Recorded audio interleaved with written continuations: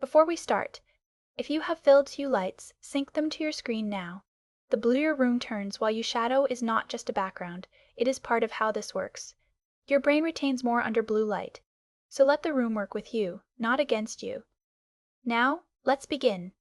This is the 4th video in our love bombing series. So far, we have looked at love bombing in romantic relationships, in the workplace, and in the digital world. In each case, the pattern has been the same. Overwhelming attention arrives early, creates dependency, and then fades or disappears, leaving the person on the receiving end confused, hurt, and often unsure of what exactly happened. In this video, we look at friendships. This is the context that most people overlook when they think about love bombing, because we tend to associate manipulation with romantic relationships and professional power dynamics. But love bombing in friendships is not only real, it is, for many people, the form that causes the most lasting confusion. Because when a friendship ends this way, there is no cultural script for the grief that follows. Think about a time when you met someone new and, within a very short period, they became the most present person in your life. They wanted to spend time with you constantly. They introduced you to their other friends as if you had known each other for years. They shared personal things quickly, things that felt like trust, like being chosen for something. They told you that you were exactly the kind of person they had been looking for in a friend, that they felt an immediate connection that they rarely felt with anyone. It felt real. It probably was real, in the sense that their feelings in that moment were genuine, but the intensity had a pace that, looking back, did not match the actual length of time you had known each other. And at some point, something shifted. Friendship love bombing follows the same neurological pattern as the romantic version, but it arrives in a social context where we are less likely to be on guard. We are taught, from a very early age, to be cautious about romantic relationships that move too fast. We are not taught the same caution about friendships. When a new friend wants to spend a lot of time with us, we interpret it as enthusiasm, as compatibility, as evidence that we are interesting and likable. We do not have a framework for questioning it. This is precisely what makes friendship love bombing so effective and so difficult to identify while it is happening. The very qualities that should prompt us to slow down, the intensity, the speed, the overwhelming nature of the attention, are the same qualities that feel like the best kind of friendship, especially if we have experienced loneliness or social isolation before meeting this person. Researchers who study friendship formation have noted that the speed of intimacy in a new friendship is not, by itself, a reliable indicator of the friendship's quality or longevity. Some genuine lasting friendships do form quickly, but there is a distinction between intimacy that develops naturally from shared experiences and conversation, and intimacy that is offered all at once, as a kind of gift, something given to you before you have had the chance to earn it or understand what it means. Love bombing in friendship tends to fall into the second category. The intimacy is presented rather than developed. It arrives as a complete package: trust, vulnerability, inclusion, admiration, and it arrives so quickly that you absorb it before you have had time to evaluate whether it feels right.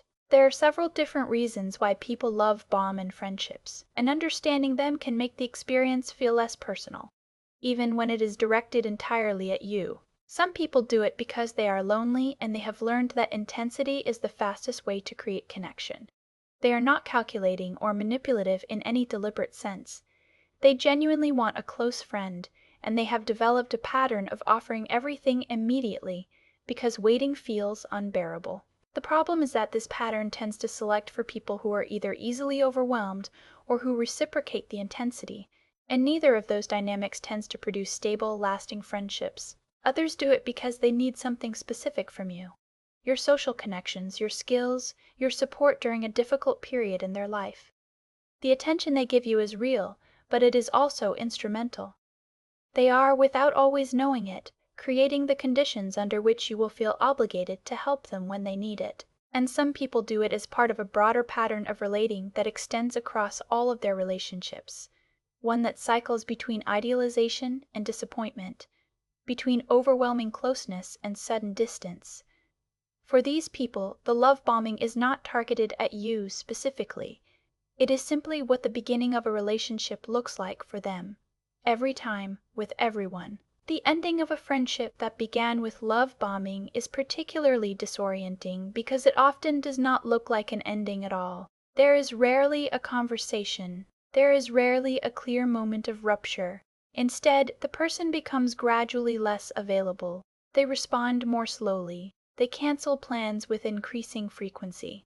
The warmth that was so abundant at the beginning becomes measured, conditional, or simply absent. And because you never agreed to the level of intimacy that was established because it was given to you rather than built between you, you are left holding something that feels enormous without fully understanding how you came to be holding it. The loss feels disproportionate to what the friendship, measured by time and actual shared experience, should reasonably warrant. You find yourself grieving something that, from the outside, looks like it barely had time to begin. This grief is real, and it deserves to be taken seriously, even when the people around you do not fully understand why a friendship that lasted only a few months is affecting you so deeply. What you are grieving is not just the person. You are grieving the version of yourself that existed inside that friendship, the person who was seen as exceptional, chosen, exactly right. You are grieving the future that was implied by the intensity of the beginning. And you are grieving the sense of clarity that came with feeling, however briefly, that you had found exactly what you were looking for in a friend. These are significant losses, regardless of how long the friendship lasted. The intensity of the experience does not diminish because the duration was short. If anything, the intensity makes the loss feel larger, not smaller. There is one more thing worth understanding about love bombing and friendships, and it concerns what happens to the person doing the bombing after it ends. In many cases, they move on quickly. They find someone new, and the same pattern begins again. The overwhelming attention, the rapid intimacy, the sense of being chosen. Watching this happen, if you are still connected to them on social media or through mutual friends, can be the most painful part of the experience. It confirms what the ending already suggested, that what felt unique and significant to you was, for them, a pattern they have repeated many times before and will likely repeat again. This is not a reflection of your value, it is a reflection of theirs. Specifically, of a way of relating to people that has nothing to do with who you are as an individual, and everything to do with a cycle they have not yet found a way to break. Understanding love bombing in friendships does not make you immune to it. The next person who makes you feel immediately, overwhelmingly seen might turn out to be exactly what they appear. Genuine connection can arrive quickly, and caution can become a barrier to real intimacy if taken too far. What understanding gives you is not protection, but orientation.